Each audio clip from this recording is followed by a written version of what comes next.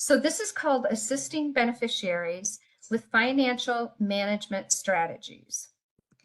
And so one of the things that we want to share about this is it's designed to provide basic information about financial management strategies. And we hope that you share this information with the people that you serve. My commercial for benefits advisement is that any beneficiary should have access to benefits advisement to address their specific situation. And I'll probably say that a million times today, but that is my belief, is that anybody who's getting SSA benefits should actually have access to a certified benefits advisor so they can have specific information and help them make informed decisions. Now, I know that you on this call today are benefits advisors, so I'm preaching to the choir, right? But it's really important, I think, that we allow our referrals to head towards benefits advisement if you're not specifically benefits certified. Yes, thank you, Hannah, for mentioning that. The slides will be sent following the training this afternoon. These are some of the topics that we're going to talk about today. So work incentives, which as a benefits advisor, you already know all about that. We want to talk about healthcare, ABLE and past plans, ABLE accounts, past plans. Then there's some budgeting, which includes savings and spending conversations, credit and credit counseling. We also want to talk about predatory lending, because this may be able to help somebody maintain their finances instead of losing them through a predatory lending situation. We also want to cover student loan forgiveness, fraud, and as a last resort, bankruptcy. And so it's not typically one of those financial management strategies, but sometimes people feel like there's no way out. And sometimes bankruptcy is an option for people. So we want to talk about that as well. Any questions before we get started? Okay, so let's talk about some financial management strategies. And one of the things that comes up with a topic like this is that while people can really benefit from it, sometimes these conversations are uncomfortable to have with people. And it depends. It depends on your relationship with that person. It depends on how willing you think they are to accept this type of information. And it talks about finances, and sometimes that just makes people uncomfortable to talk about. So I wanted to throw this out there. Are you comfortable having these types of conversations, and or what would make you more comfortable in these situations? Oh, that would. So please unmute yourselves, or more knowledge. More knowledge. Okay. More knowledge. Leslie, yes, she's comfortable with these conversations. Good. Jeff, also comfortable with them. Good. I think I'm comfortable making this conversation happen. Obviously, you're going to want to get to know them a little bit first before you bring this up. This isn't going to be the first thing you talk about, probably. So, you know, having that rapport first, getting into it later on after you get to know the overall situation, and then going into it with more specifics at a later point is probably the best way, I would think. Yes, and that's a really good point. It is not going to be the first conversation that comes up. You're right. You have to get to know them, see if they're open to these conversations before you unload all this information on them, and people may not be open to having that quantity of information. So that's good. A lot of you are saying yes, that you are comfortable with these conversations, and that's terrific. A lot of times people feel very uncomfortable talking about finances, but I think it's all in the way that you bring it up, the way that you talk about it with someone. So great information. And as you are all benefits advisors already, you already know about work incentives, but I wanted to put this in because I believe that it's really one of those important reminders that there are a lot of different kinds of work incentives that are out there for people. to use. And sometimes we forget about them. So as I was putting this together, subsidies came up, and I don't really do a lot of work with subsidies. So that was an area that I just don't add very often to my training stuff. So anyway, just a quick reminder about some of these things. If an individual is on SSI benefits, there's the student earned income exclusion, the impairment related work expense, the blind work expense, and subsidy and special conditions. So as we talk about the student earned income exclusion, things that's important to note is that these figures can change every year. So it's important to keep on top of this year's 2024 and the amounts that we can use. But they change in January. And so it's a good idea to just reemphasize that you're going to check those out.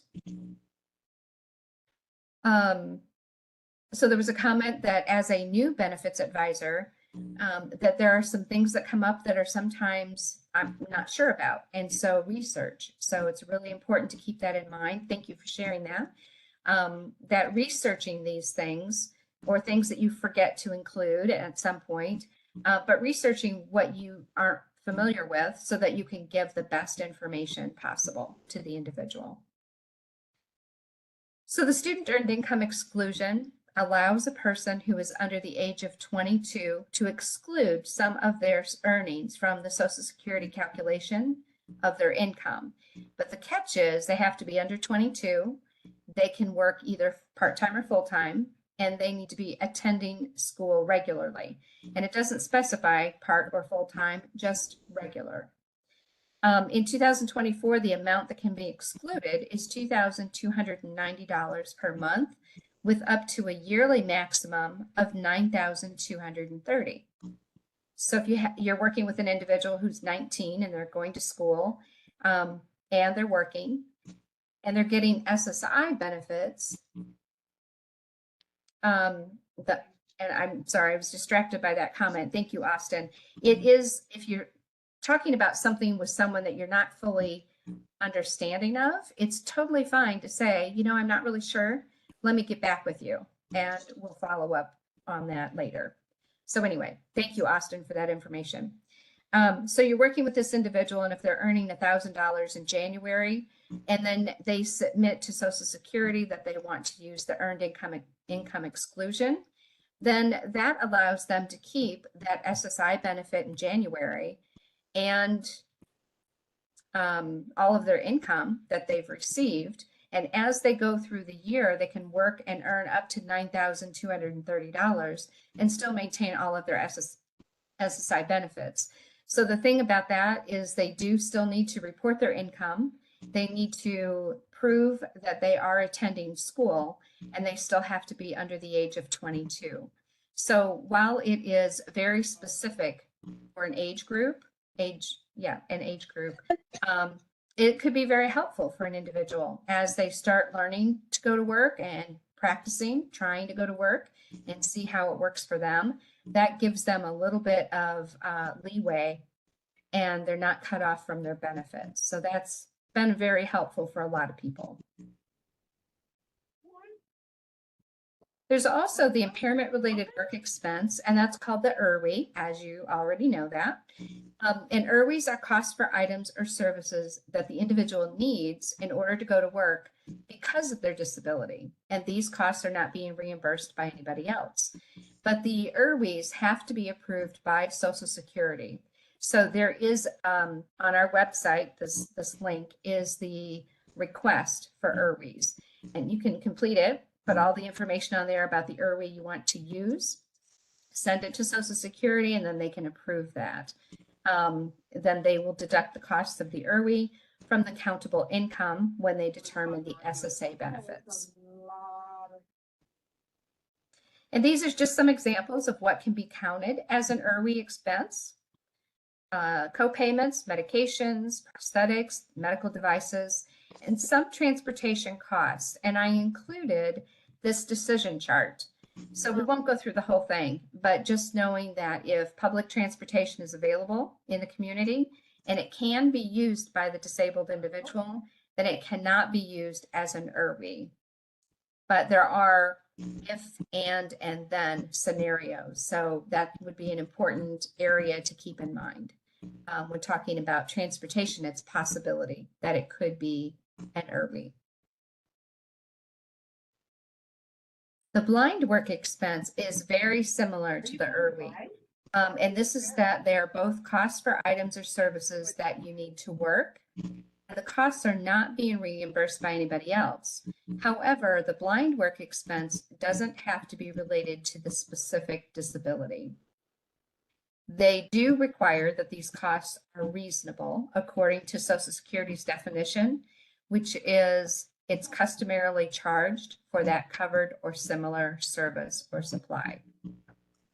So I don't know if many of you work with individuals who have a diagnosis of blindness or visual impairment, but it opens the door for a lot of other IRWs that can be included in this list that we have. One of my colleagues even mentioned that it could include somebody's lunch. So if an individual is going to work and they are blind, and they need to have lunch and they have to stay at the office for lunch, so they go to the cafeteria, that lunch expense may also be covered as an IRWE. So it just opens the door for more options for an individual. So it also includes all of the other examples from the previous IRWE slide and the transportation decision chart. So individuals can use a bus like public transportation, or they may also be able to use medical transportation. The next one is the subsidy and special conditions. And these are Social Security's names for what's called support that a person receives on the job that results in receiving more pay than the actual value of the services that the individual performs. And so its subsidy is provided by the employer. They use only the earnings that represent the real value of the work that an individual performs to decide if that work is at SGA level. SGA, as you know, is substantial gainful activity. A subsidy is the extra amount of wages that an employer pays an individual for services over the reasonable value of the actual services. So what does all this mean? So it could include things like job coaching services. So an individual goes to work and they perform their job duties, but they have a job coach that comes in to help them. Sometimes the job coach actually performs those job duties so the individual can watch them happen and learn how to do them themselves. Sometimes the job coach is just there to help them stay on track to do what they need to do. But the wages that are paid by an employer, such as these services, they do affect the value of the work and the determination of the substantial gainful activity. So we have to consider special conditions when we determine if the work an individual is doing or has done is at SGA level. So there's actually a document that you would complete.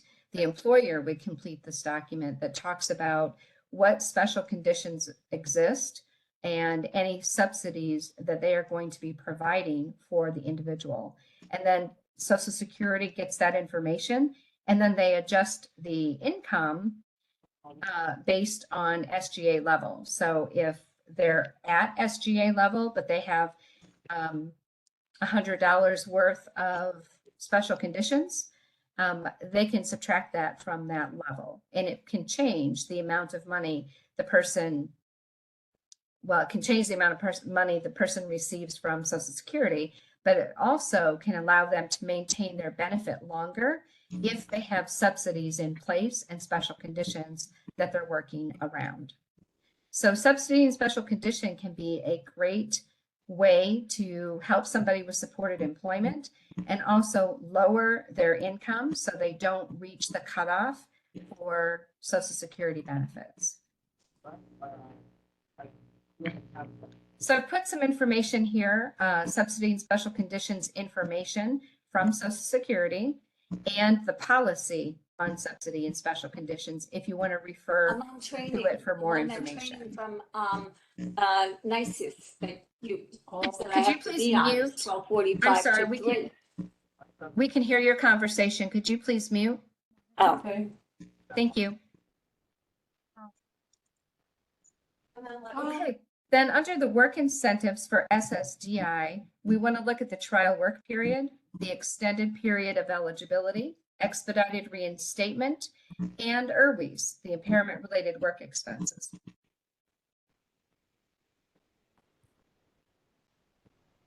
And as benefits advisors, you know about this information, but the trial work period allows an individual to test their ability to work for at least 9 months without losing their SSDI benefits. The individual will receive full SSDI cash benefits regardless of how high the earnings might be, and as long as they report their work activity and continue to have a disabling impairment, they're able to maintain their benefit and work. The trial work period begins when you earn over $1,110 per month, and that's the 2024 level. That could change annually.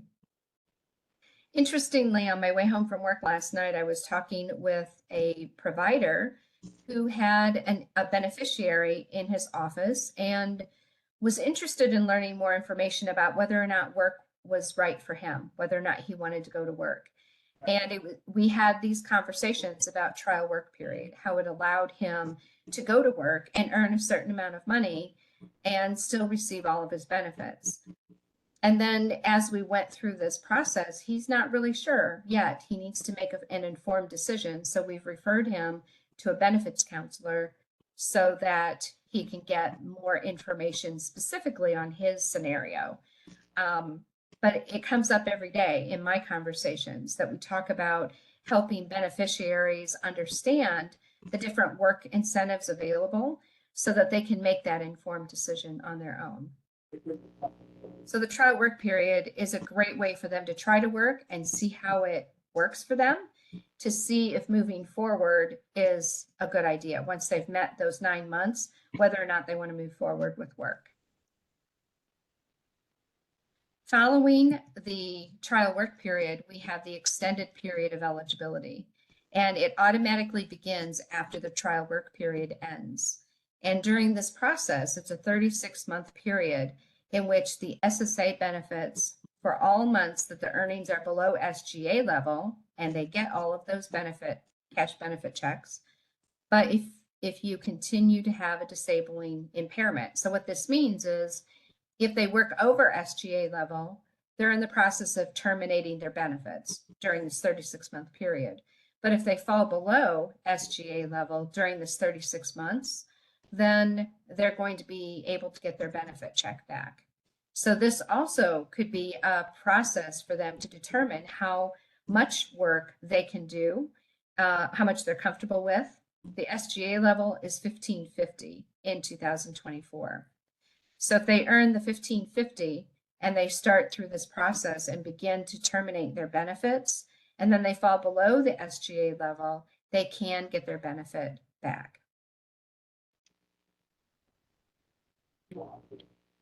We also have the expedited reinstatement, and this is also considered a safety net for individuals. Someone who has gone back to work and they've reached SGA level and their benefits have been terminated because of that, and they're successful. And then something happens within a 5-year period of time and they lose their job, or they're hospitalized, or they fall below that SGA level. They can go back to Social Security and request expedited reinstatement. And during that 6-month period that Social Security has to review the process, they can still get their check. So they can request that they get their benefit check during the 6-month period. And if Social Security denies them the benefit in the future, they don't have to pay back that 6 months that they received that benefit check. So that's been very helpful for a lot of people. One of the things that I tell people about this expedited reinstatement is that over the years on disability benefits, sometimes symptoms get better, sometimes the diagnosis changes, And so if you're asking Social Security to expedite the reinstatement of benefits, and they say, no, your symptoms have gotten better, you're no longer disabled based on the original diagnosis, it has changed. So then you have to reapply for benefits. So you may have to reapply under a new diagnosis or new symptoms that are happening for that person. They relate it back to the original diagnosis or the original reason that that individual got disability benefits in the first place. So that's something to keep in mind if they're going through this process, making sure that they know that if it's not, and if their symptoms and diagnosis are not the same, they may not be able to get their benefits back during this process, but they can reapply for benefits based on a new diagnosis. And then there's the impairment related work expenses. So it's the same as the IRWE expenses for SSI. It's the same information. Social Security will take a look at any services or items that somebody needs in order to go to work because of that specific disability, but they are not being reimbursed by anybody else. And so there's that IRWE expense form they can complete, submit to Social Security to get approval for those IRWEs. And then these are the same IRWE examples that we've used previously in the transportation decision chart. Do you have any questions about the SSA work incentives?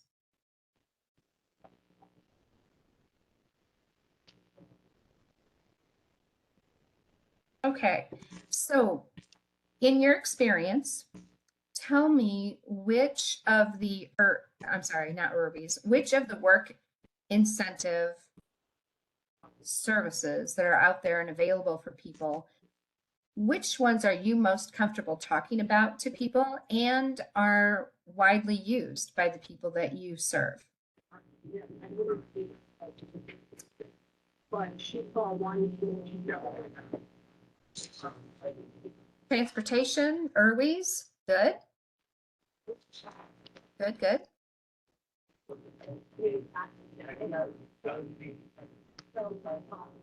The trial work period, EPE, good. Okay. I'm sorry, we can hear your conversation. Would you mind muting? IRWEs, all of them, and trial work period, EPE. Great. So you're having these conversations with people and they are using all of the work incentives that are being available. That's terrific. Trial work periods. Okay. Great. That's good to hear. The individual that I was talking with yesterday, last evening, he had SSDI benefits and he was concerned about losing his benefits. And one of the biggest concerns that he had was healthcare. What happens if I go to work and it's okay if I work off benefits, but what about my healthcare benefits? And so that's the next thing that we want to talk about. And that's a huge concern for people. There are some great things for Medicaid and also Medicare benefits for individuals. And so we want to talk about those. Typically, if a person lives in New York State and they're eligible for SSI cash benefits, then they will automatically be eligible for Medicaid. There are two major rules for Medicaid that may allow an individual to maintain that Medicaid benefit, even if they earn too much money and they lose their SSI benefits. So the first one is the Medicaid 1619B program. And it's just a special rule that allows people to maintain their Medicaid coverage if their earnings become too high to maintain their SSI cash benefit. So there are some rules about eligibility, but this is an automatic process. So it should automatically take place. If Social Security recognizes that that individual on an SSI is earning too much money to maintain SSI, they should be able to flip a switch and automatically change it to 1619B.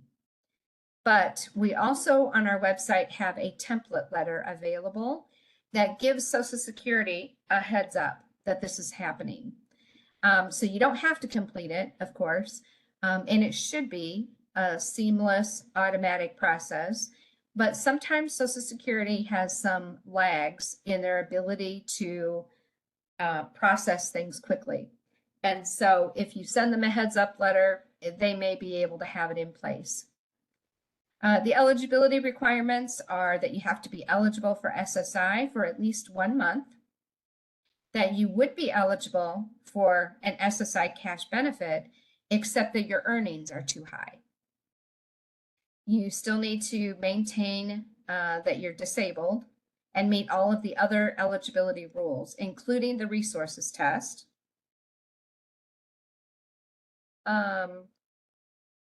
And then they need Medicaid in order to go to work, and they have gross earnings that is insufficient to replace SSI or Medicaid. So one of the things that happens with Medicaid coverage is they have increased income, so they're no longer getting SSI, but they can't afford their employer's healthcare coverage yet. So they're making good money enough that they've got enough of benefits, but they still don't have enough money to actually pay for their healthcare insurance, their employer's insurance. So this becomes really critical for that individual. They need to be able to have the Medicaid 1619B so they can continue to receive their healthcare coverage. The next thing that's really important is the Medicaid buy-in for working people with disabilities. And as I mentioned earlier, the 1619B is automatic. It will just automatically take place. But the Medicaid buy-in program, the individual actually has to apply for it. So it's not something that is automatic. It's something they have to go through the application process for.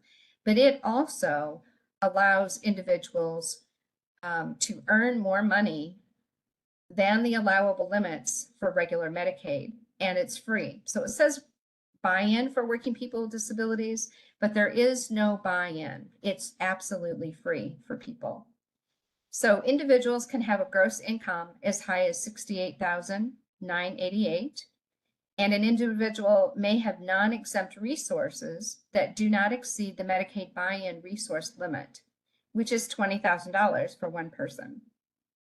But again, it's not an automatic process. You actually have to go through and apply for it.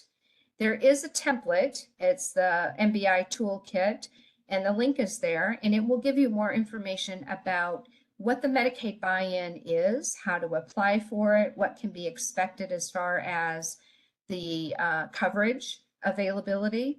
Will they still be able to get the medications that they got with regular Medicaid? So it's really important that individuals know about this. Leslie, you had a question?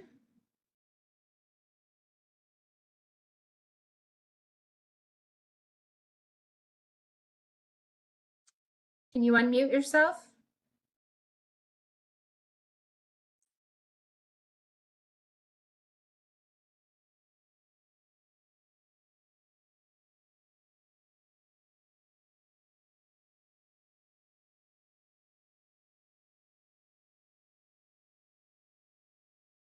Oh, she can't unmute. Let's see.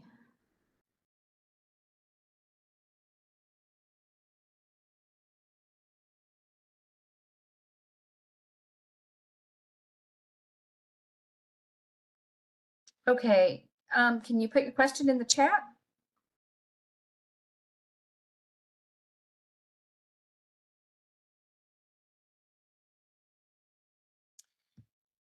The next thing I wanted to mention, to manually unmute 2%. See, you can't see my screen. Okay. Can everybody see my screen? Can anybody see my screen? I guess that would be the question. Yes, okay. Okay. I'm not sure, Leslie. Okay, Leslie can see it too. All right. We will be sending the PowerPoint out to people. So if you're not seeing it for some reason. I apologize. I'm not sure why. But we will be able to get this to you. The other thing about the Medicaid buy-in program is that it has been expanded. So legislators and policymakers in New York last year, 2023, worked really hard to put together an expansion of the Medicaid buy-in program. And January 1st, this is when it will take effect. There will no longer be an age limit. So right now, 65 years old, and you're no longer eligible for Medicaid buy-in.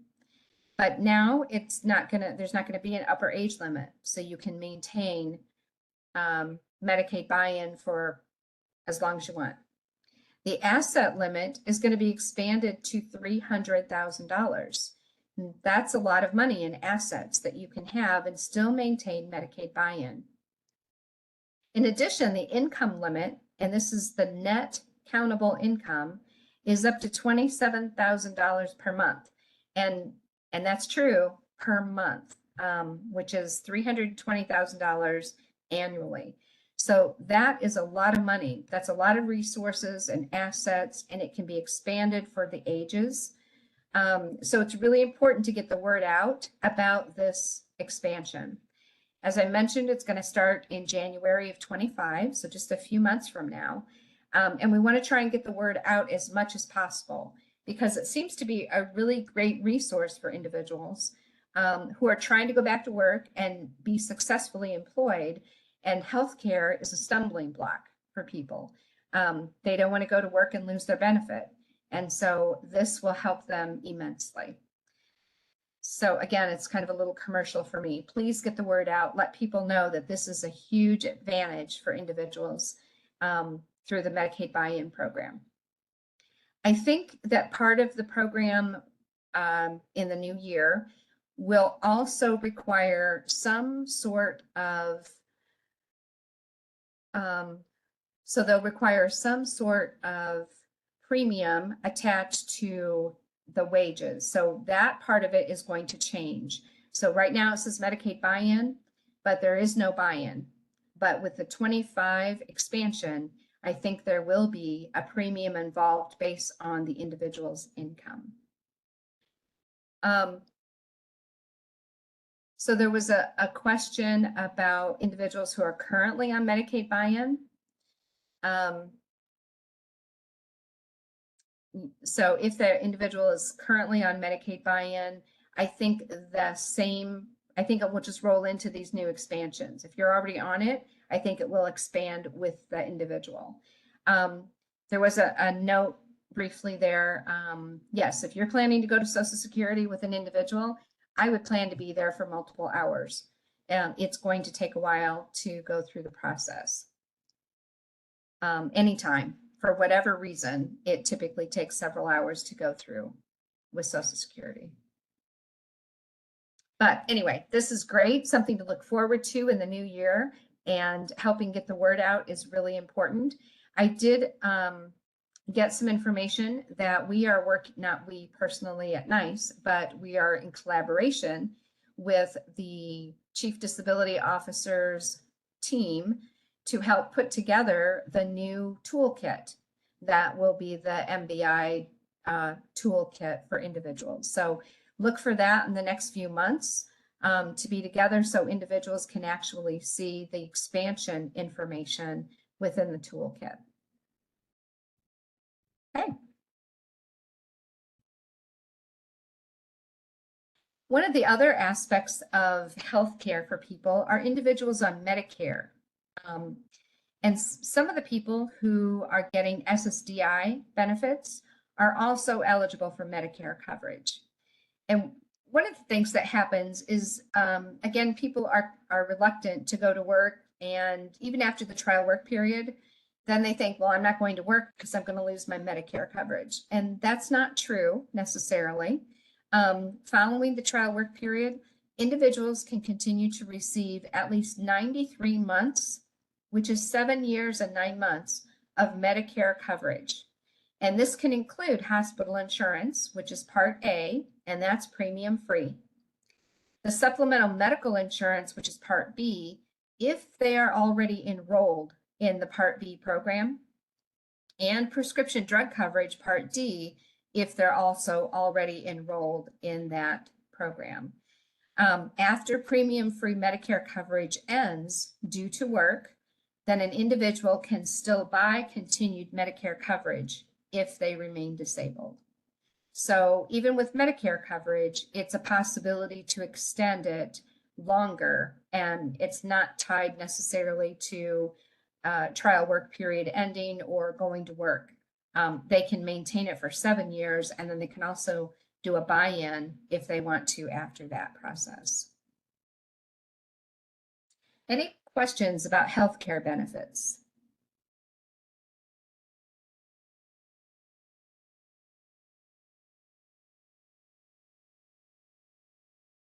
Okay. One of the next really important things to talk about with individuals is if I'm going to go to work and I'm going to work so that I lose my SSI benefits, then how am I going to save for retirement? How am I going to be able to buy a car? How am I going to be able to pay for something? And we want to talk a little bit about ABLE accounts. So ABLE accounts are called Achieving a Better Life Experience. And these accounts are savings programs for eligible people with disabilities who have resources that would make them ineligible for other benefits. So for example, if grandma passed away and gave $10,000 in an inheritance to Susie, and Susie put that money in her regular savings account, then she is automatically over the resource limit for SSI and would automatically lose her SSI benefits. However, if Susie put the inheritance in an ABLE account, it would not count toward the resource limit, and then she can maintain her SSI benefits. So this is a huge benefit for people who want to open a regular savings account. You can open a checking account. You can open investments, whatever area you want to go in. And there's a little bit of information about this here. And yes, I think direct deposit is available for the ABLE accounts. The ABLE accounts are you're able to use them for medical or living expenses in order to maintain your health, your independence, and your quality of life. And right now, that is a really broad description of how you can use the ABLE account money. Because quality of life could mean they need to go on a vacation, right? And they have to pay for their vacation somehow. So that could qualify. But one of the things that's really important to note is that if you're taking money out of an ABLE account to spend it for something, that person needs to save all of their receipts for any amount of money that they're spending from their account. Because if they have to prove it one day, you know, what you use that money for, then it would be a good idea to have receipts about that money you spent. A person can contribute up to $18,000 annually, and that's the 24 number, 2024, and up to $100,000 total without it impacting their SSI eligibility. So if they're saving for retirement, they could put up to $100,000 in an ABLE account, and that will not impact their Social Security benefits. It doesn't impact their asset limits. So it is a great way to save some money for retirement or other, other expenses that an individual would have.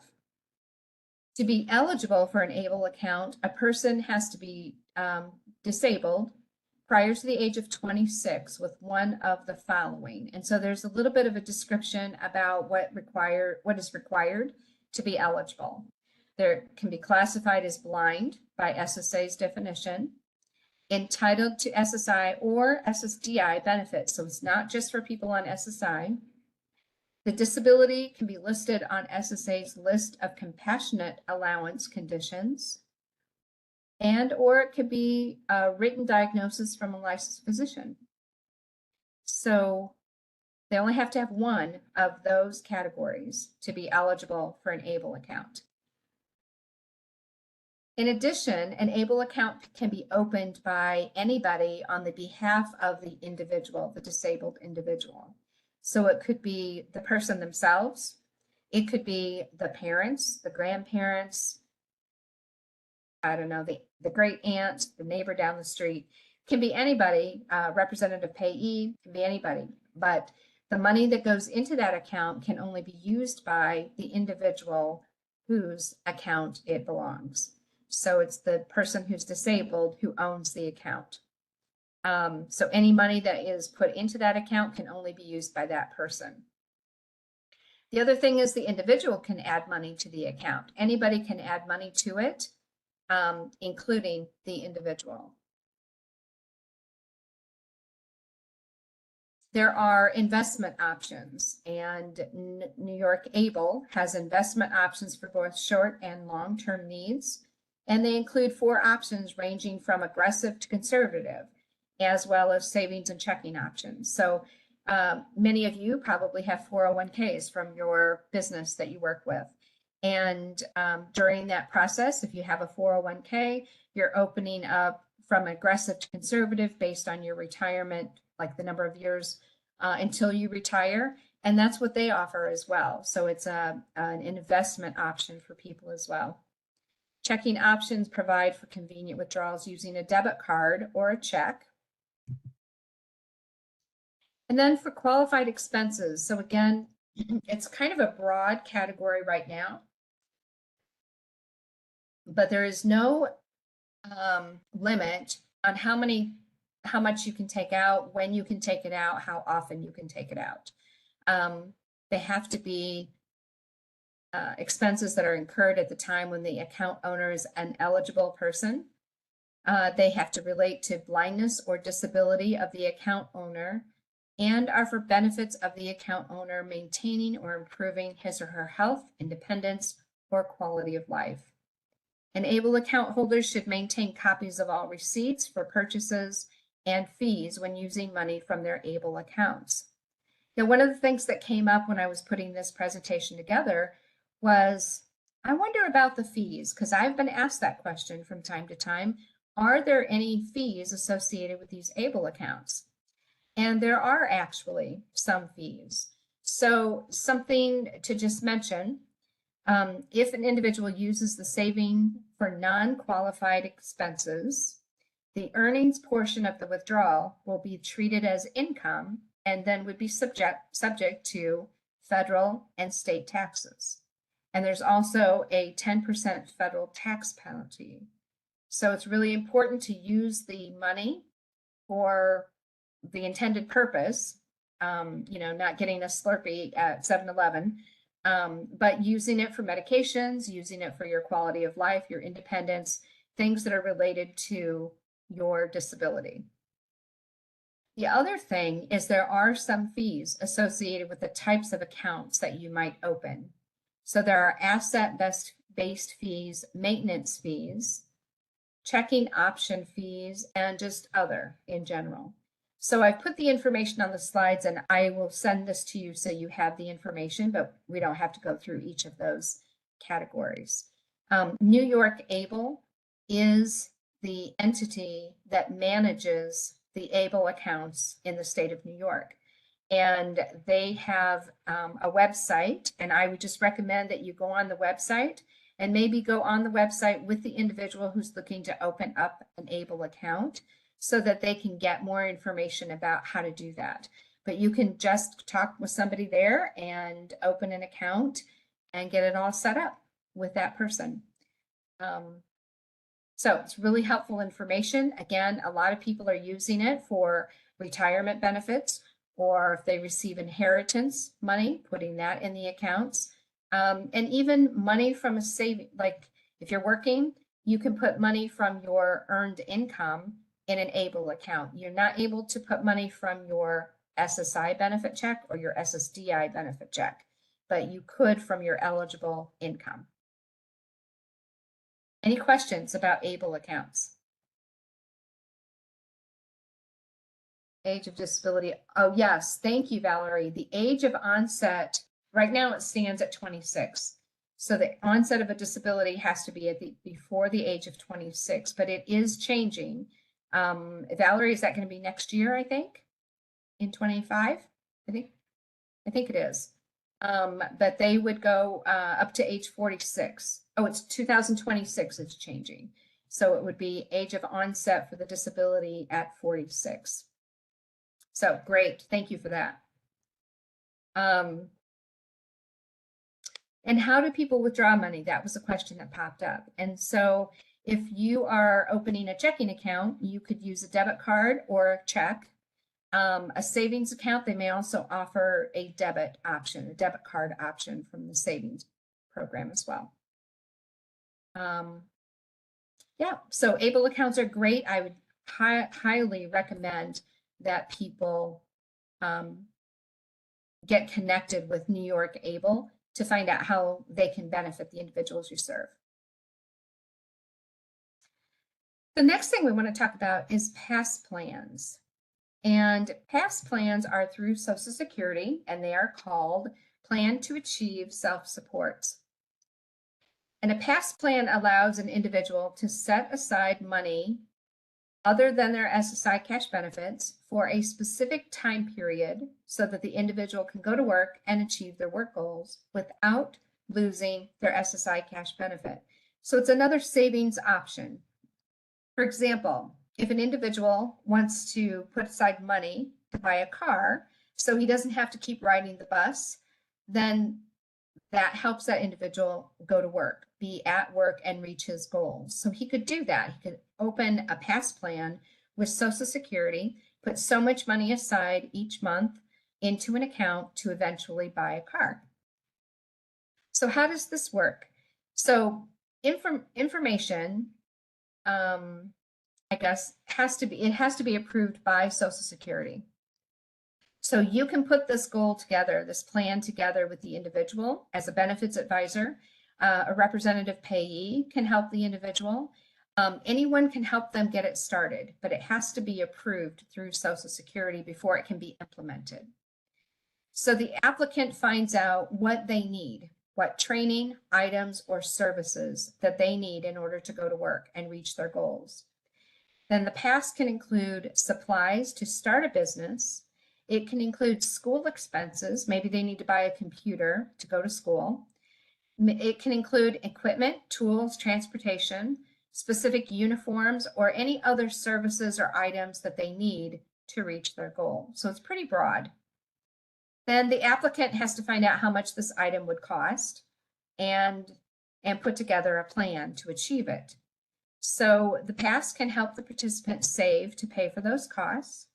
And they let the person with disabling condition set aside money for purchases, installment payments, and down payments for things like a vehicle, a wheelchair, or a computer if they need to reach their goal. So the individual would be able to set up a past plan, and I mentioned before benefits advisor, but also vocational rehab, or the protection and advocacy organizations who have contracts with Social Security, employment networks who are involved in the Ticket to Work program, and the local Social Security office, or anybody else who's willing to help. So anybody can help you put it together. You need to also then call the Social Security office to get a past plan form. You can also get that online if you want, the SSA 545BK.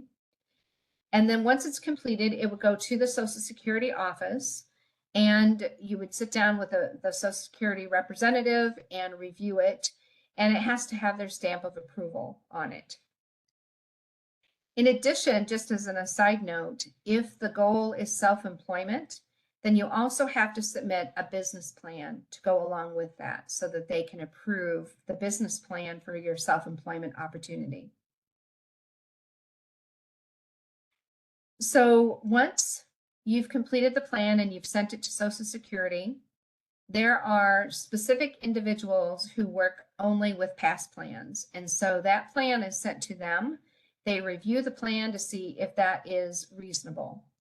Then once it's reasonable, then the information is approved. And And if the plan needs to change, the past expert discusses the changes with the applicant. So there's communication between Social Security and the applicant in order to make this plan work. If Social Security says, no, this is not going to be a good plan, then you can appeal that decision or you can revise it. Oftentimes the Social Security representative will talk about how to revise the plan to make it a good working plan. There is more information in the Social Security Red Book. So if you don't have a copy of that, I would absolutely download a copy for yourself and review that information. This is the website for the past plan information from Social Security. Any questions about past plans?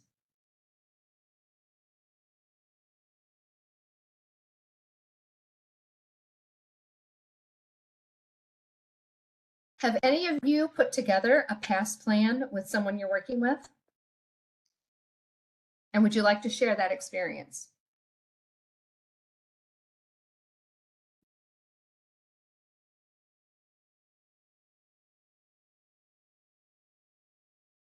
Okay. Nope. It's overwhelmingly no at this point. Just did, but nothing to report. Process was easy. Okay. No. Okay, this is a really great way for people to save money, to save it for a specific thing that they need to be successful at work. One question came up the last time I talked about this, and that was, well, what's the difference between the ABLE account and a past plan? If I have an option, should I do one or the other? What do you guys think? Do you have any experience with that?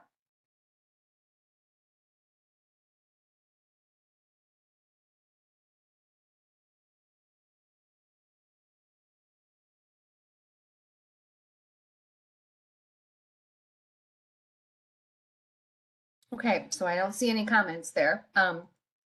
One of the things that I have told people is that I don't think one is better over another.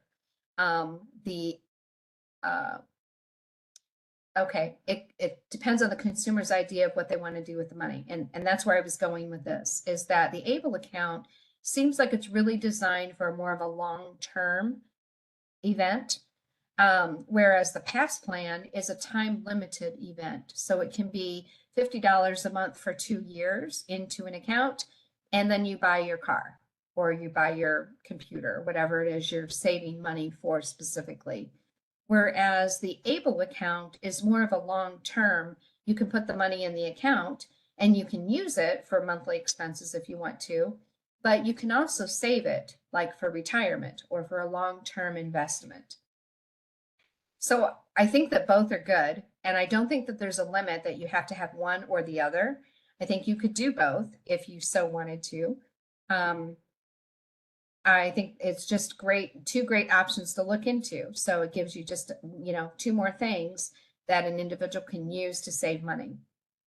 So I would recommend checking into both of those if the individual is interested in being able to save money.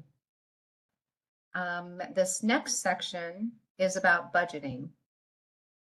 And this is one of those conversations that can be difficult because we're talking about an individual's saving and spending habits. There, okay. So when we're talking about budgeting, how comfortable are you with talking with SSA beneficiaries about this topic?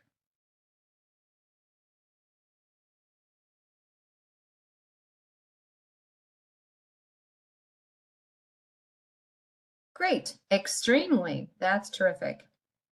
Very. Okay.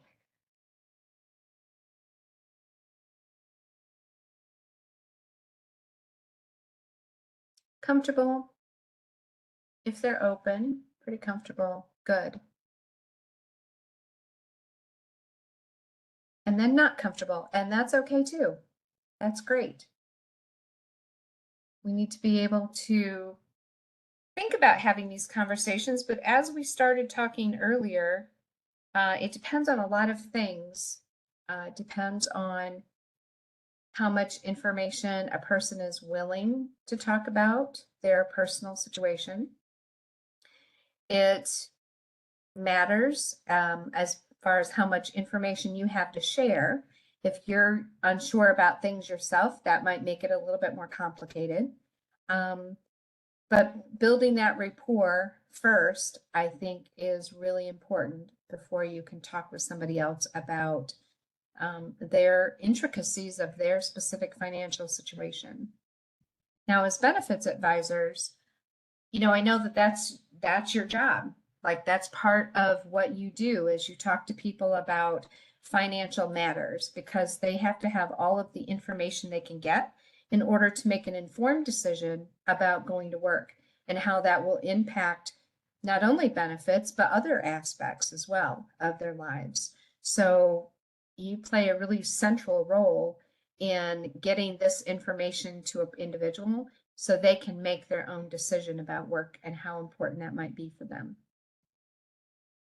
So as we talk about budgeting, it could be a sensitive subject because people may not want to share with you how they spend their money. And if an individual doesn't want or need your assistance, you can show them how to use documents for savings and spending, which we'll go over, and then let them finish the budget on their own. It's not something that you have to be completely involved with, but you can give them the information, give them the direction, and then let them take off and do it on their own. And that's perfectly fine. That way, you don't have all of the nitty-gritty information about their specific budget. And if they feel more comfortable with that, then that is perfectly fine as well. So if we start talking about a budget, what is a budget? It's a plan that you write down to decide how you will spend your money each month. So a budget helps you make sure that you'll have enough money every month. And without a budget, you might run out of money before your next paycheck, and then you run into some other obstacles. But a budget shows you how much money you make, how much income you have during a month, and how you spend that money each month. And that's what we're looking for. We're looking for how much you get and how much you spend. And at the end of the month, do you have enough money to meet all of your bills? So budgeting is the first step to becoming financially self-sufficient. And it's a good practice for all of us, not just for the people that we serve. One of the things that's really important as we start talking with individuals about budgeting is to remove our own biases about how we personally save and spend our money, because we're all unique in this world, and what's right for me may not be right for you, and it may not be right for the people that we serve. So that's just something to keep in mind, is that just because they might spend their money in a different way does not make it wrong. It does not make it bad. It is just the way that they spend their money, and it's unique to them. So that's something that's really important to take away from here, is just getting rid of our bias on how people spend the income that they have. So to get started, people might look at this as a really daunting undertaking, because the thing that we have to do is identify all the income sources and identify all of the spending that we do. And that's a lot. That can be really overwhelming for people. But one of the things we want to do is take a look at it just one step at a time. And so if you start with income and you're talking with an individual and you're talking about putting a budget together, and if we look at it one step at a time, starting with income, then that's an easier place to begin. And once that's in place, then you can tackle the spending. But there's not a big hurry to get this done. It is just a comfortable way to look at income and spending. The budgeting can be done by the week, by month, bi-weekly, or by the month. So whatever is more comfortable for that individual. So I actually get paid every 2 weeks, but my budget is on a monthly basis. So it just depends on whatever works best for the individual. So to begin, we're going to take a look at income. So you would identify all of your income sources. All of the money is coming from where? Could be SSA benefits. It could be maybe a parent is helping with rent payments. It could be other sources of income like child support payments. Whatever income happens, we just want to make a list of it. We want to find out where that income is. And then we want to look at the number of weeks in the month and divide the net income by the number of weeks in the month to determine how much you need available each week. So again, it can be done weekly, bi-weekly, or monthly. And then for expenses, we're identifying the expenses, but it's really important to consider both the needs and the wants. So it's important to think about, I need groceries this week, and this is how much I spend in groceries. But it's also important to consider that once a month they go to the movies, and that's a want. It's not a need, but it's really important to consider that as well. And then you would create a list of all of the monthly expenses that come in or that you're going to be using. And then divide the expense by the number of weeks in the month to determine how much you need to cover your bills each week. Again, it can be weekly, bi-weekly, monthly, whatever works for that person. So a budget is a list of the net income and individual expense to receive and the money we plan to spend. So bills, needs, and wants. So if we take a look at income, the first thing to tackle is the gross versus net, because sometimes that gets confusing for individuals. And the gross is the sum of all the wages before taxes are taken out of the check. The net income is the sum of all the wages after taxes have been taken out of the check. And this is the amount that is actually on the payroll check, and it's the actual amount of money that you can spend. So sometimes that gets confusing for people. This is called the Income and Benefits Tracker. And there's a copy of this document in the back of the PowerPoint, so you'll have a copy of it at the end. But it is broken down into weeks. And again, weekly, bi-weekly, monthly, whatever works for you and the individual you're helping. But what they're looking at is all the income from any source. So wages from the employment, any child support, Social Security benefits, any other public benefits that that person might receive, like SNAP or TANF, and then any other government programs or other. So it's kind of a broad category there, but it can include, maybe your parent pays $400 toward your rent each month. So that $400 also needs to be included in the income resources. Once you've determined that, and I have just made up some numbers here, but once you've determined that, then you divide them by the week. So in our scenario, we're using a total per week, and we're only basing it on 4 weeks. So some months have 5 weeks. That might be a little bit different. So then you add up each month or each week, and our net income is going to be $2,174. Which I realize that it is way over SSI limits and it is way over SSDI limits.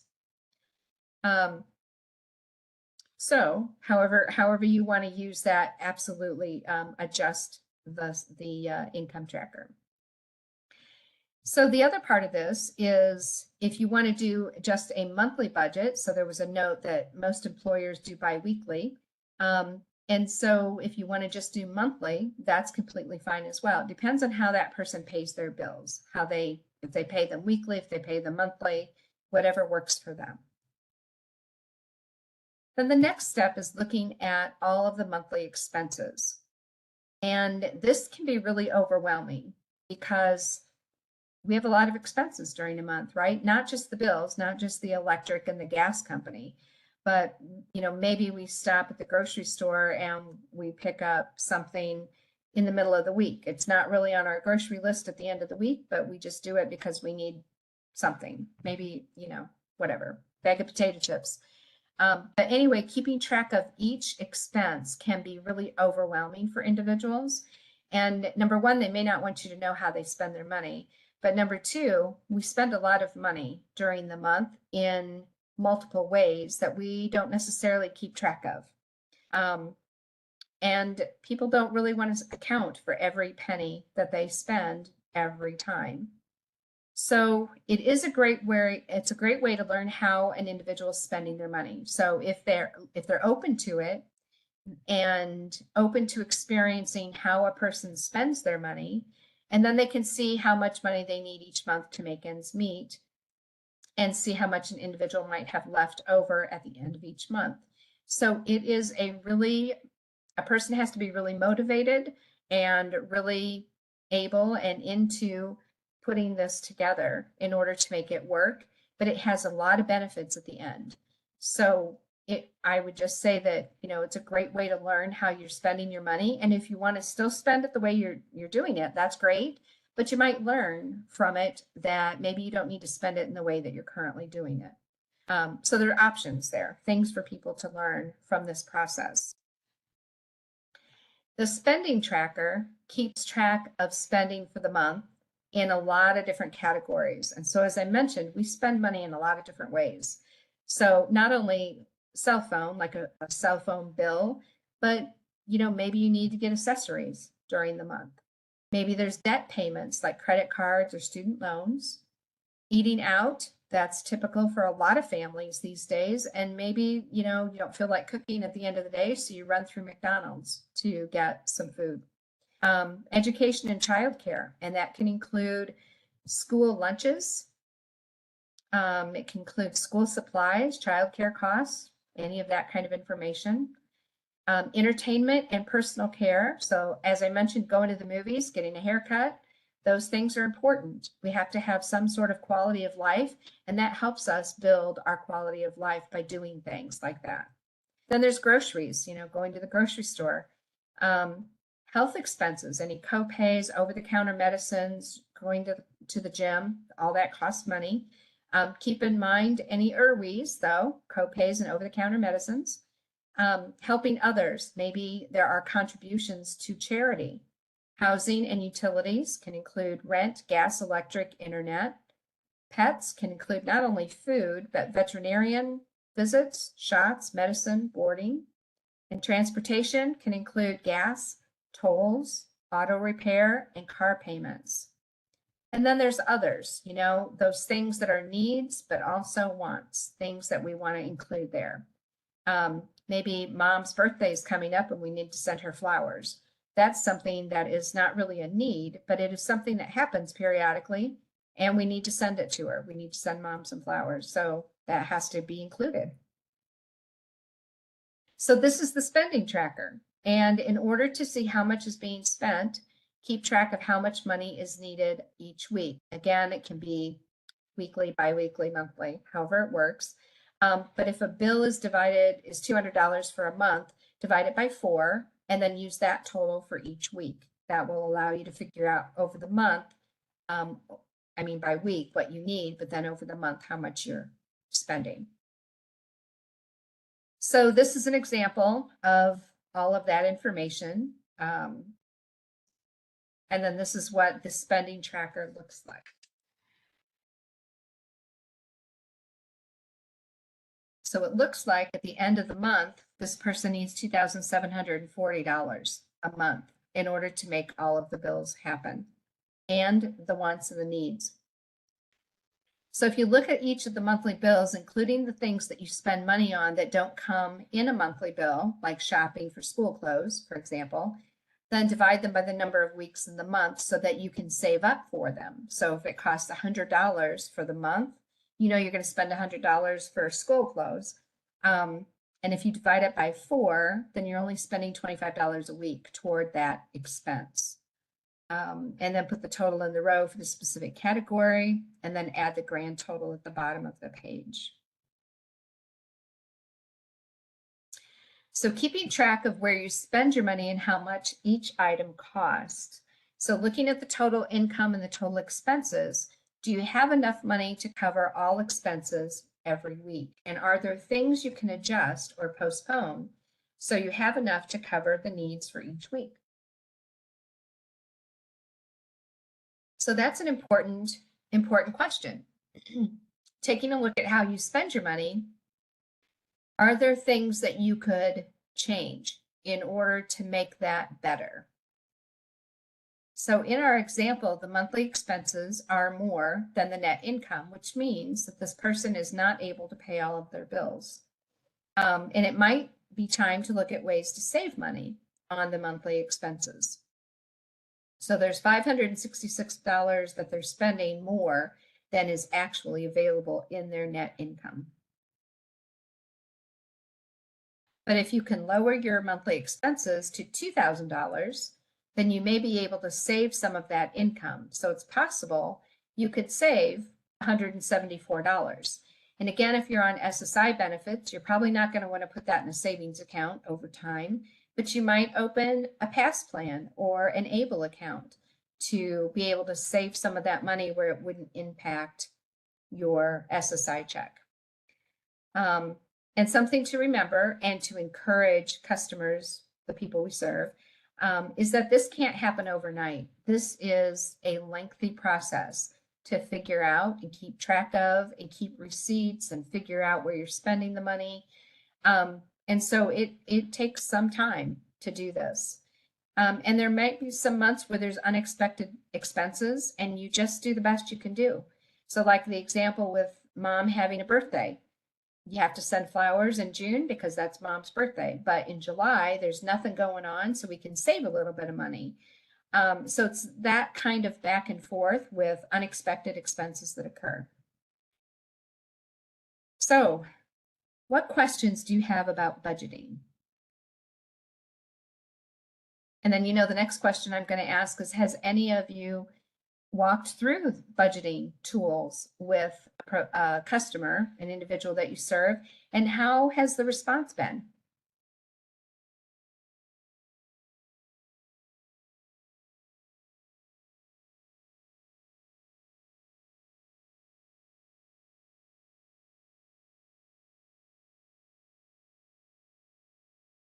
Met with some resistance. Okay.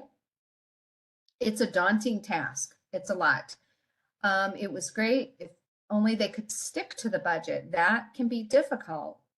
I've not done, most of the people I serve just want to know how much they can make without losing benefits. Okay.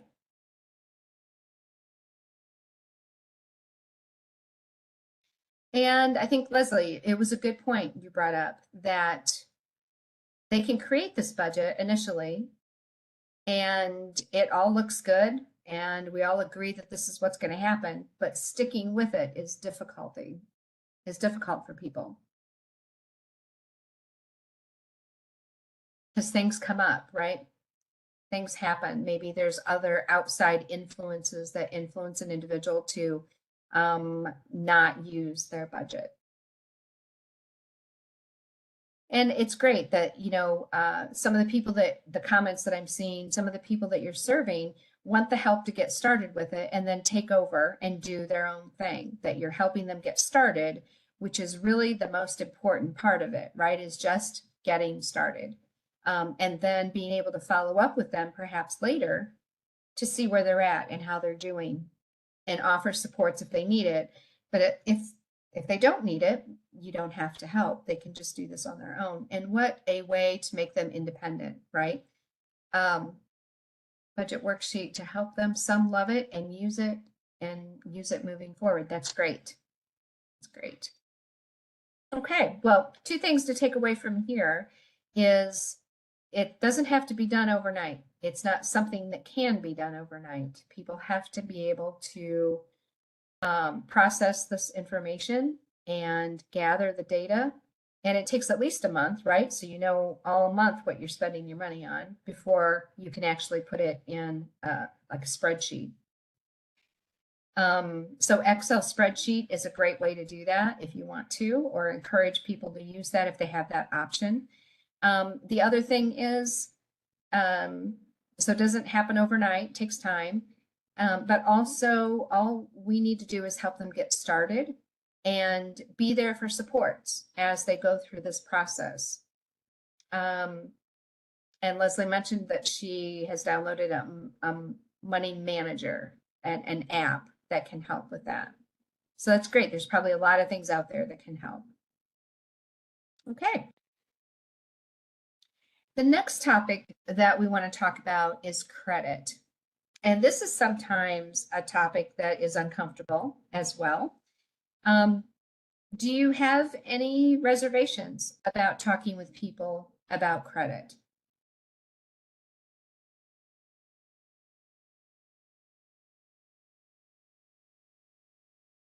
Okay.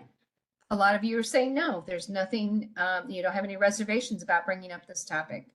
And that's terrific because this is really important too. One of the things about credit is that it can be uncomfortable if there's difficulty, like it's a normal topic. Like we all live in a world that involves credit, and credit can be really helpful in a number of ways, and it can be very important in how we do things and how we live our lives. But sometimes people get into credit difficulty when there's way more debt than perhaps they can afford to pay off.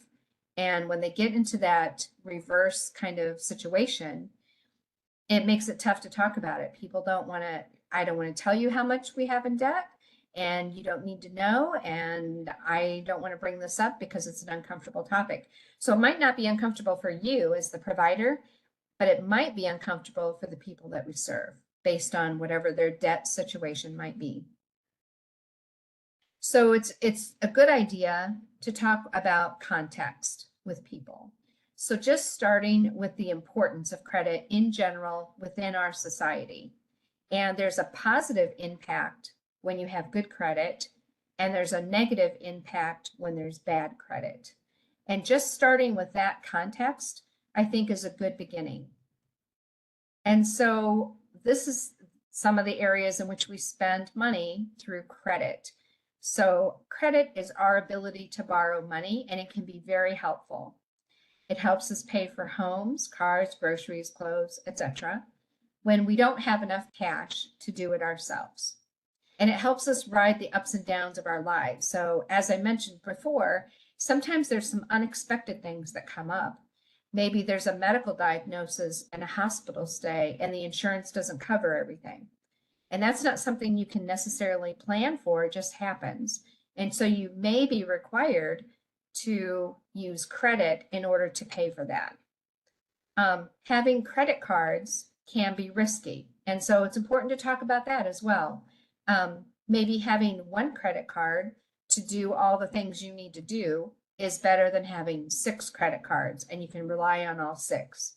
So that's a conversation that's a separate, I mean, it's similar, but it's very separate, is how much in credit cards, how many credit cards do you actually need to have? It also might be more tempting to buy things and charge them to our credit cards when we don't have the money to pay it back right away. And if we have multiple credit cards, that opens the door to be able to use more. Credit card debt adds up quickly because of the usual high interest rates. And before we know it, we might be up to our necks in debt, which is difficult to work out of sometimes. So some credit cards can be easy to get because some companies offer incentives to get a card, like cash back on purchases, discounts at your favorite stores, or initial low interest rates that may change after a year, that may go up after a year. And try to keep in mind that there's a difference between what we want and what we need. So again, it's important to get our wants, but we also have to be consistent with being able to use our credit cards responsibly. We also want to try and make sure that we can read the fine print and ask hard questions that store clerks may not be able to answer. You know, they're usually the one who's offering, hey, why don't you get our credit card and we'll give you 10% off of this first purchase. But if you're asking them about, well, what's my interest rate going to be and how much am I going to end up paying on this bill when everything is said and done, they may not be able to answer those questions, and it might be just, you know, difficult. But those are good, hard questions to find and ask because it's important to know. So here are just some helpful terms that I put together to help explain credit. The minimum payment on a credit card is the smallest amount of money that we have to pay by the date our credit card or loan payment is due. The principal is the actual amount of money that we borrowed that does not include the interest. And the interest rate is the money that a bank, company, or a person charges us for what we borrowed from them. And this is usually a percentage of what we owe per year at an annual rate. And I don't know if you're in this situation or not, but I get a lot of mail with credit card offers all the time. I opened one up earlier this week and it was 29.9% annually on an interest rate. And I think that is incredibly awful. So anyway, that's just a little aside, but it's really important to know what those things are, to know the minimum payment, the principal, and the interest rate, so that you can decide if that is something that is going to work for you. So one of the things that sometimes happen is people get into the credit trap. So we want to make sure that we're comparing credit card companies to get the card with the lowest interest rate, keeping track of your interest rates because companies are not really allowed to raise the rates without a warning. They should be sending mail indicating that the rate's going to go up. Also, paying your bills on time and trying to pay more than the minimum balance is helpful to get the interest paid down, but also to build a good credit score. And then limit the number of credit cards that you have to reduce your overall risks of actually using them. The research, big credit card companies and lending organizations recommend that you don't charge more than 30 to 50% of your credit limit. And your credit score can go down. And usually this means that you are getting into more debt than you can handle. So 30% is what I've seen is the usual 30% of your credit line should be the maximum. But what I researched online said 30 to 50%. Credit card companies may try to get you to buy insurance and protection from identity theft, which may or may not be necessary. So that's something that is offered oftentimes, and you might want to check into that before you actually sign on the dotted line. And then a good rule of thumb is trying to only charge what you must charge and have a plan to pay it back. So if you know that this is an unexpected thing that happened and you have to charge whatever the amount is, make sure that you have a plan moving forward how you're going to pay the rest of that back so that you're not in that credit trap. Another thing that comes up when we talk about credit is a credit score. And when we purchase something on credit, a lender expects us to pay it back what we borrowed plus a certain amount of interest rate. And lenders decide what interest rate they're going to charge primarily based on the credit history and current credit score of the individual. So credit scores can range from 300 to 850. And that categorized as poor, fair, good, very good, and excellent. And so if you're encouraging a person that you serve to have a good score, that is between 670 and 739. So if we're taking a look at good credit, and we want to look at what's good credit and what's bad credit. So good credit means that our credit history is good, we have handled our money well, and we've paid our bills, and we have paid them on time. And good credit is important to have because lenders will feel more confident that we will pay our debts and be more likely to lend us money. And they're really important when you're buying a house or you're looking at buying a car. Lenders who are going to be lending you that money want to know that you have the ability to pay it back. And with a good credit score, that indicates that you have had that ability in the past and you're a good risk. So when we have good credit, companies feel that the risk they're taking in lending us money is lower. So then they oftentimes charge lower interest rates. Typically, the better our credit, the lower interest rates can be on the bills, on the credit that we choose. And having good credit is especially important when we have to make those large investments like a house or a car. So one of the questions that comes up is, well, how do I build good credit? Maybe right now they don't have very good credit, but they want to strive toward having better credit. How do you do that? So you can ensure or encourage them to have a steady work record, which might be difficult for some individuals, but it could be a goal to have that. Pay the bills on time or as soon as possible as they're able. Even opening a checking or a savings account can improve an individual's credit score. Applying for small loans or credit cards that you can pay back on time. So maybe starting with one credit card to build your score and charging something and paying it back immediately that next month. And then keeping less than 30 to 40% credit used of the total line of credit on your card. So individuals who are looking at having bad credit scores, why is that? So bad credit can happen when we have had money troubles and may not have paid our bills on time or at all.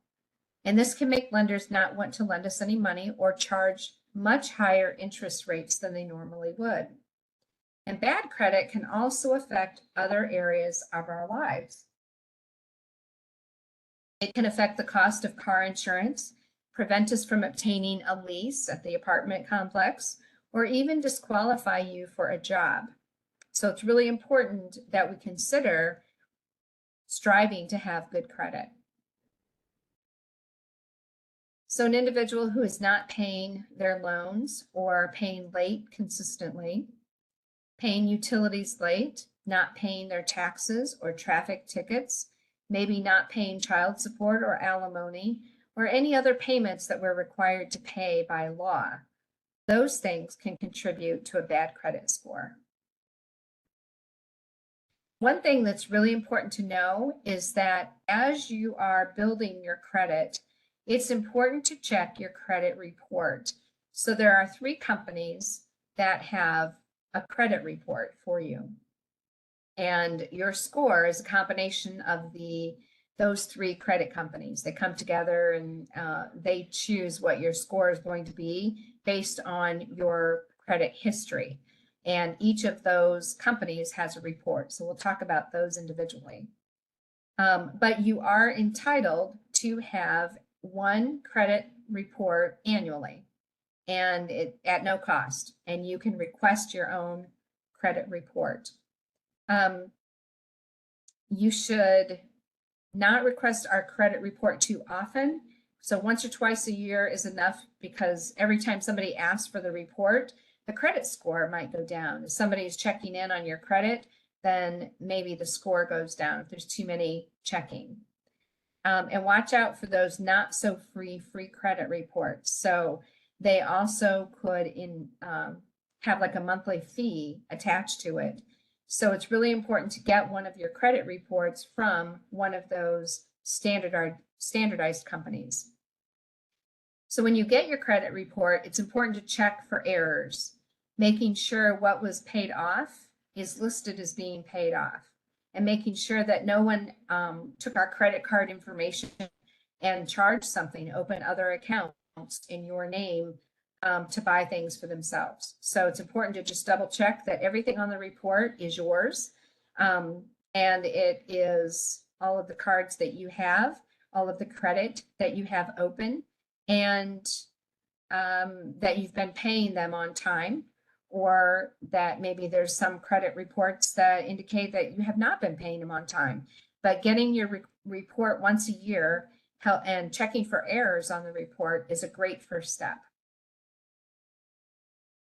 And then these are the 3 companies, the Equifax, Experian, and TransUnion. Those are the credit reporting companies. And if you find that your credit report is not accurate, you can report that to one of these three companies. And so there's the information as far as their phone number and the the email address, or links to the website that you can get to report stolen identities or inaccuracies in your credit report. Any questions about credit?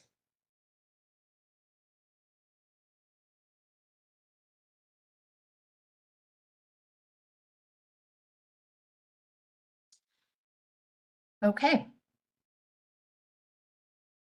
The next thing we want to talk about is credit counseling. So this is one of those strategies that can help people manage their finances. And credit counseling is designed to help people who need relief from overwhelming debt. And there are some important things to consider when selecting credit counseling. So these are some of the things that a credit counseling agency can help with: advising on money and debts, helping you with a budget, developing debt management plans, offer money management workshops, provide free or low cost financial advice, focusing on financial education, giving people more information about finances, offer strategies to help you avoid taking on more debt than you can afford, arranging debt management plans with lenders, to lower the interest fees, waive the fees, extend repayment periods, and navigate the debt pay down process. So there's a lot of positive things that can come out of a credit counseling agency, but it's really important that you maybe help that individual or talk about this with the individual to select the most appropriate credit counseling agency. There's ways to do that. So creating a successful budget, devising a plan to pay down your debt, and learning how to save money, those are all really important topics that the right counselor can help you get to. Just be sure to work with an accredited and legitimate credit counseling organization whose bottom line is helping you improve the financial situation. So there's a lot of people out there who are not accredited and are not legitimate. So how do you find a reputable credit counseling agency? So these are some of the areas that you should look at when you're thinking about hiring somebody for a credit counseling agency. One of the things that's important to note is if they are working on a commission, then they are probably not legitimate, because their whole purpose is to make money by getting you to do or buy something, and earning a commission to do that. So one of the first things that you would do when you're talking about credit counseling is decide what it is you want to work on with that agency. And, we don't have to go through all of this. We kind of talked through that a few minutes ago, but figuring out what areas you want to focus on, and then making sure that you're going that direction. So taking an inventory of the finances before you start the search, figuring out where you're at, where you want to go, where you're at, writing down the major financial obstacles that you might have right now and the goals that you have in the future. Taking an honest and in-depth look at financial situations is a first step to gaining control, but it is difficult and it can be overwhelming. So that can be really concerning for individuals that we work with.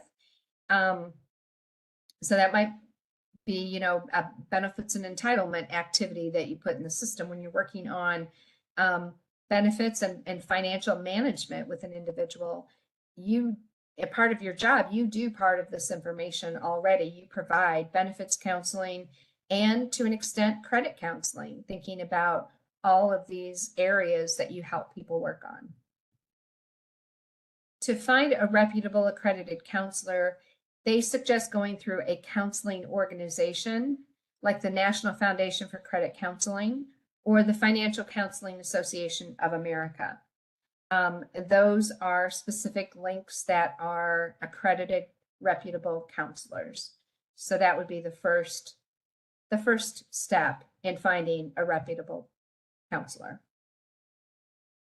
The U.S. Trustee Program is another organization. And then once you've found a counselor that you want to connect with, then you can also check their reputation through the state attorney general's office, the local consumer protection agency, or the Better Business Bureau. And that will help narrow to find an accredited, reputable credit counselor. The recommendation is that you set up a preliminary meeting with a couple of agencies to just kind of get a feel for their services and how they operate. And consider it a red flag if an agency asks you to pay a fee for this very first meeting and then go someplace else. That is not, should not happen. Your goal in the meeting is to gain a clear picture of what they'll offer you and how much they'll charge. And then here's some questions that you might ask. You know, how much is it going to cost to work with you? How can you help me reach my long-term goal? How do you protect my personal data? And then watch out for major flags. Beware credit counseling scams, which can make your financial situation much worse. Common warning signs include pushing a debt management plan as your only solution. They should not be the only option when you're talking with someone. Withholding key information. The agency should provide you with any information that you request about its pay structure, services, and fees. And if they are not telling you, if you don't feel like they're telling you the whole truth, then you should not move forward with them. Also, miracle claims and credit repair doctors.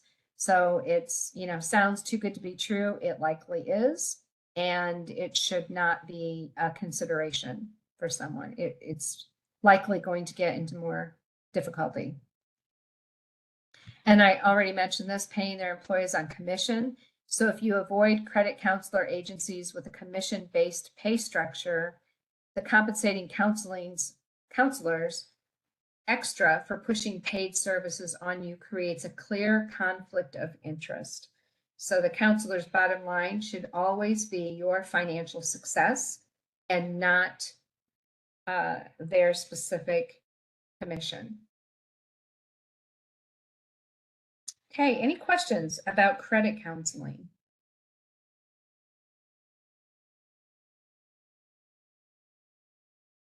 Have you helped connect any of the people you serve with credit counselors?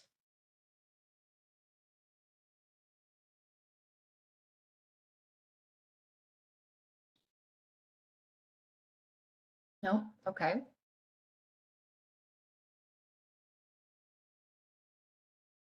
Okay. Overwhelmingly no. So this is an option for people who are trying to get out of debt.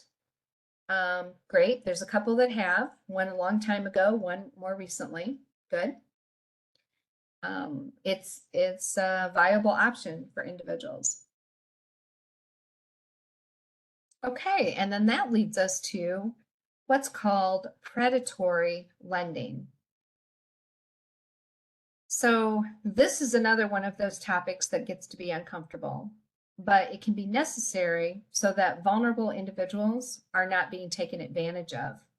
And while individuals may believe that these practices are the only way that they can stay and manage financially, it's important to share the facts so each person can make their own informed decision. So one of the things with predatory lending is if it sounds too good to be true, it probably is. And lending money, what this means is lending money to people in unfair ways that essentially rips him or her off. And another term is a loan shark, which, you know, in the movies, we've all heard about loan sharks in the movies. But one of the things that predatory lending can be is something that's quick and easy, something that you can get because I have this want, I would like to buy it, but you can't afford it. So in order to get it, there are loans that you can get that are quick and easy to get, but it may take you much longer to get out of debt, to pay that off. because the interest rates are extremely high. So it does take off, it takes a lot of time to pay off debt or buy a car or house. And it takes a lot of patience. And sometimes we are tempted to do something quick and easy to get what we want so that we have that thing, whatever that might be. There's almost always a catch in the predatory lending fine print details. So it's really important to read as much as you can and understand fully what it is that you're agreeing to when you go through this process. So they may charge a very high interest rate, so you have to repay much more money than you originally borrowed. So instead of paying back the $500 thing, it might cost you $1,200 to pay it off. The other thing is predatory lenders offer to loan you more than you can afford, oftentimes, and many times encourage you to keep borrowing more and more. And they offer deals that just seem too good to be true. So predatory lenders try to pressure you into making quick decisions and borrow as much money as possible by offering you deals. Well, if you buy this, we'll give you a 5% less interest rate, which is still extremely high, but it's still, it requires you to pay more money because you're borrowing more. Even though the interest rate is lower, overall, it's going to be a higher payoff. They ask you to sign forms that are difficult to understand. Complicated language makes it difficult for people to understand fully what they're signing. Some of these examples are payday loans, overdraft protections, car title loans, and tax refund application loans. One of the examples that I found was people who are employed, but they need money right now and they get paid next week. So they go to the payday loan place and they give them money based on how much money they earn, but they increase it a bit and the interest rate is higher. And so when they come next week to pay that loan off, they haven't fully been able to pay it off because they owe more than what they had thought they were going to have to pay back. And it's a cycle. And you may have to actually make 2 or 3 payments before you can actually get the original loan paid off. So these are just some examples of that, but it is difficult. Sometimes the individuals that we serve are in vulnerable individuals and vulnerable populations. And they may or may not have individuals helping them make these decisions. And so this might be one of those things that is frequently used, and we should at least have a conversation about it if they don't know about it. But this may not come up in a conversation that you have with somebody, unless they say, hey, I just got a new TV, it's a 50-inch TV, and I got it from blah, blah, blah. Then you might be able to say that. Or you may be able to have an initial conversation, do you know about this, as just an aside, but it may not come up in the line of work that you have. If you're a certified benefits advisor and not providing any type of employment services, this might not come up. But it is also really important to understand so that if it does come up, you can share the information that you know and help them make a good decision. So a couple things, sometimes, as I talked about emergencies, sometimes things happen that we don't know is going to happen. We can't plan for it or prepare in advance for anything. And so things to keep in mind, if you have to borrow money, borrow it from people that you know and trust, and try not to borrow more money than you will be able to pay back. So those are some things to live by, I guess, as far as lending goes. Any questions about predatory lending?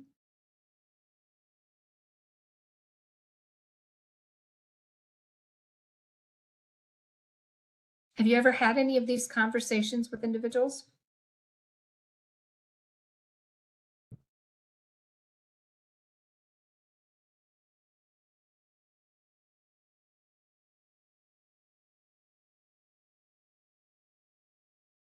Okay, so there's a little bit, some yes, some no.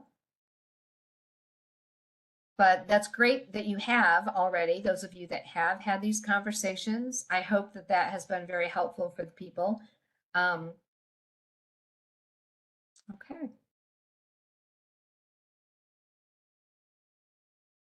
People who get into trouble with predatory lenders. Yes, it's really out there and it's a thing, and people just aren't aware sometimes that it's predatory. But I'm really happy to hear that a lot of you have already had those conversations.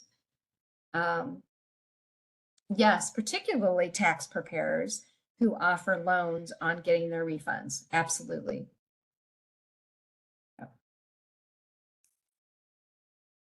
Okay. Another topic that has come up recently in my little world is called student loan forgiveness. And this is information for individuals who have gone to school and perhaps they finished school, perhaps they didn't. But there's been a lot of relief for individuals who've gone to school and have later been diagnosed with a disabling condition. And this is a huge benefit for individuals. There have been recent student loan deferments associated with COVID-19, and student loan forgiveness is still available. So I would recommend contacting the student loan servicer for more details on how to get that person in a student loan forgiveness situation. But individuals who are totally and permanently disabled may qualify for a discharge of the federal student loans and or teacher education assistance for college and higher education, the TEACH grant service obligation. So student loan forgiveness can be huge for individuals. Again, they may have gone to school and not completed it, or they might have completed it, but regardless, the government wants their money back, right, through student loans. So if the individual later becomes disabled, it is something to consider that this might be an option for people to be able to discharge their student loans. So there's student loan forgiveness, where you can pay it off after a period of time, it will be forgiven. So in some scenarios, I think it's 120 payments. You make 120 payments, and then your loans may be able to be forgiven at that point. But a total and permanent disability discharge is something different. That's another area of student loans that can be discharged if the person becomes totally and permanently disabled. And there's more information at that link for student loan aid to get them connected to this option. Any questions about student loan forgiveness?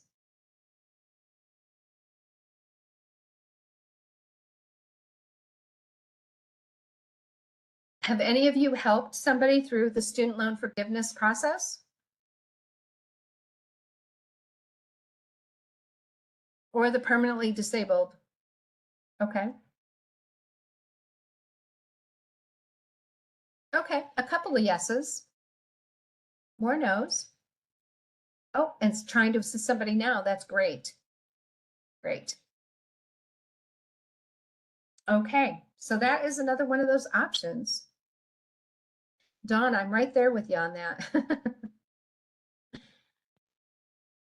Okay, another topic that I think is really important to talk about is fraud. And unfortunately, we live in a society that is full of fraudulent situations, and helping individuals understand fraud can actually protect them financially. So that's why I've added this to this training today. We serve individuals within vulnerable populations who may be targeted. And we need to start those conversations with context. Again, like where fraud comes from, how it should be addressed, excuse me, and what a person can do. Targeted vulnerable populations are bombarded with potential fraudulent messages every day. And it's critical that these topics come up during regular employment conversations. So as I mentioned, we serve people with disabilities and even the elderly. who may not understand if something that they've received is fraudulent. They may or may not be able to tell if someone is taking advantage of them. And they may or may not need assistance in handling fraudulent situations. So sometimes there's scams that come in through email or text messages, phone calls, or even people dropping by the house, and social media. So one of the things that comes up a lot is my parents are elderly, and sometimes they get emails or text messages that are concerning to them. And, they call and say, hey, I got this email. What do you think about this? And it's really important that we be able to help them understand when something is fraudulent and how to fix that. So typically, people who are working, employees like you and me, are required to take IT trainings annually on security, phishing, scams, and confidentiality. So we have at least a rudimentary idea of what fraud looks like. And phishing is a form of social engineering and scams where attackers deceive people into revealing sensitive information or installing malware, such as ransomware, and we may be able to help identify a phishing email. So here's some examples. The New York State Office of Information Technology Services issued a warning to the public to be aware of phishing schemes related to NewYork.gov. And that's the citizen-facing portal for New York State Services. The phishing email directs users to a site collecting personal information under the false promise of a stimulus check. So if you receive such an email, don't click on any links and provide any personal information. So that's just one example of fraud here in the state of New York. There are also Social Security scams. Scammers may impersonate the Social Security Administration to obtain and misuse Social Security numbers and other personal information. They may use legitimate names and phone numbers for Social Security, which makes it even more confusing for individuals. And scammers could call, email, text, or write on social media as well, claiming to be from Social Security or the Office of the Inspector General. And to avoid and report these scams, do not rely on names or caller ID to verify that the caller is a government employee. So the important thing is to help the individual who received that message to contact Social Security directly and verify with the local office that the information is actually required, instead of responding to something through email and text messages or other things. And we know that, right? We all are aware of that information, but sometimes questions will come up and we have to provide assistance on how you respond to it. So you may have an SSA beneficiary say, I received this text message, but I don't know what to do about it. Or this email says I have to pay them $500 in order to get a job. So if the person you're working with said, I got this email that says I have to pay them $500 in order to get a job, what would you tell them? Run. That's funny. Yeah. How would you help them navigate that? Contact the employer directly. That's great. Yep, it's not a real thing. Don't do it.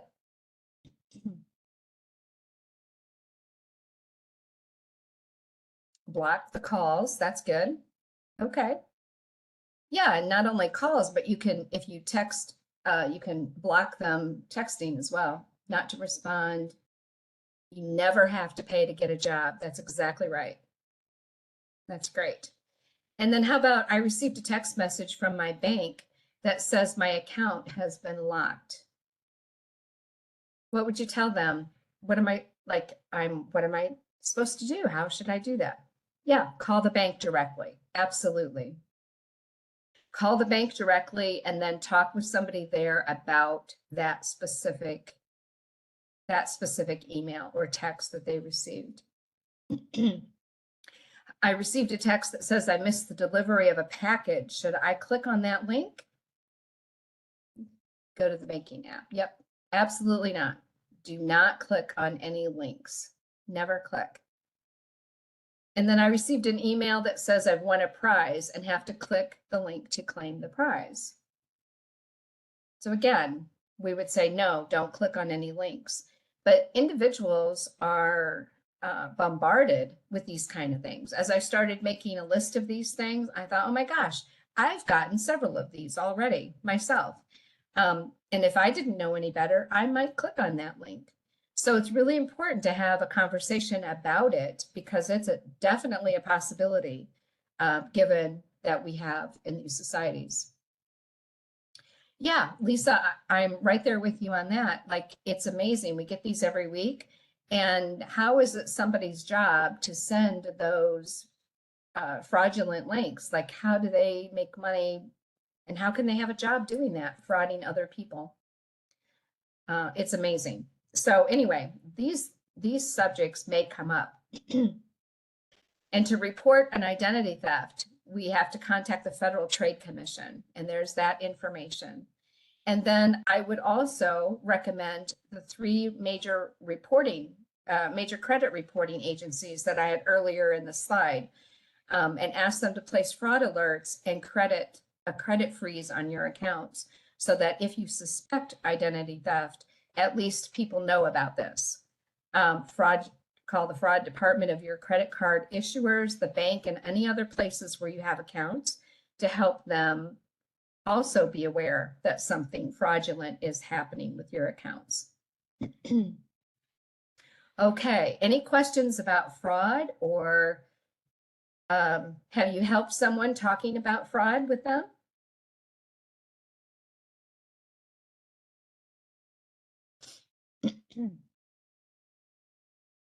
Yes. Great. I'm glad you guys have had these conversations. It's so important, and people may not know. Yep. And there's some, a friend of mine got a text message that said, "Good morning, beautiful." And she's not married, she doesn't have a boyfriend, blah, blah, blah. And, if she responds to that, that opens the door for whatever could happen in that scenario. And that wasn't even on my list, but that's just another one of those things that is happening in the world. Okay, and then our last topic today is about bankruptcy. And as I mentioned, bankruptcy is not really considered a financial management technique, but sometimes people feel overwhelmed and unable to see past their current situation, and they may not know what else to do. And so this could be a step for them to start over. There's no escape from negative financial situations, and people feel sometimes that there are no other options. And when people are depressed with no other options, that can be a very tricky situation. So bankruptcy, while it might be a last resort, could also be the start over that a person needs. Incidentally, an overpayment of Social Security benefits can actually be discharged in bankruptcy. It is a general, unsecured, non-priority debt, but it just happens to be owned by the government. But Social Security can object to the discharge if it determines that the overpayment was a result of intentional wrongdoing on the individual's part. If there is an SSA overpayment, a certified benefits advisor like yourselves can assist the beneficiary with getting it resolved without using bankruptcy. So I don't know if you've all are aware of the email we received in the last couple of months where Social Security said they are going to stop aggressively trying to reclaim the overpayments. So that is a positive direction for individuals. Okay. Any questions about bankruptcy?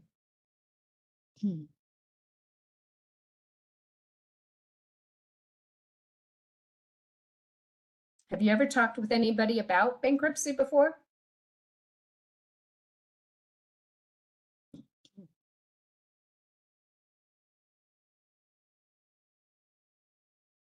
Okay.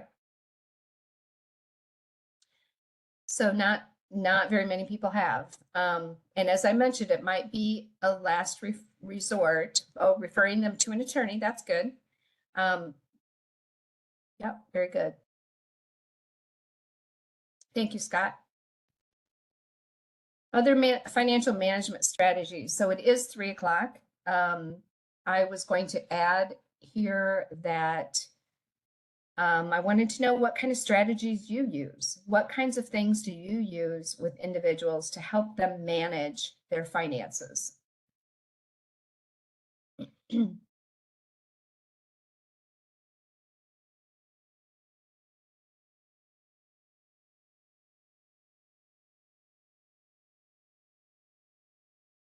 Anything that we've not talked about already?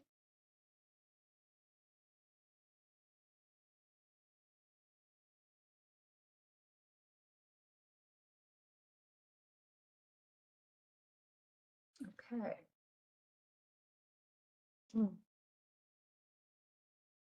Review needs versus wants. That's great.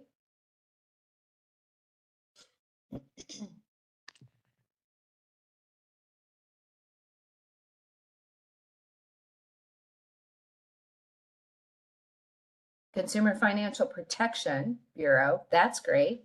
People need to know what's available to them as resources. That's good to hear, Stephanie. Great.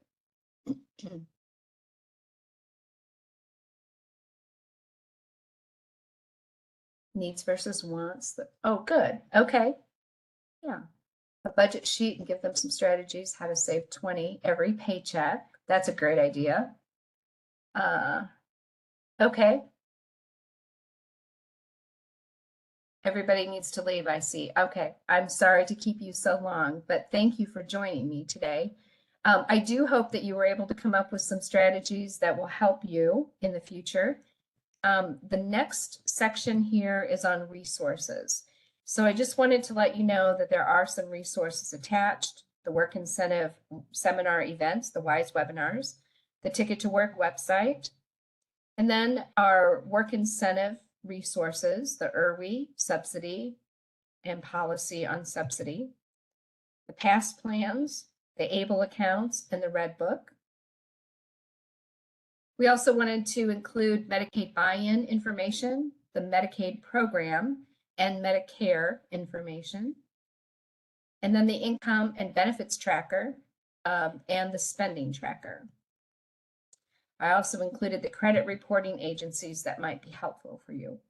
So thank you for joining me today. Please reach out if you have any questions, and I will send this PowerPoint to you. May not happen until tomorrow morning, but wanted to let you know that it's on its way. Thank you for joining me today, and have a great rest of your afternoon. Bye-bye.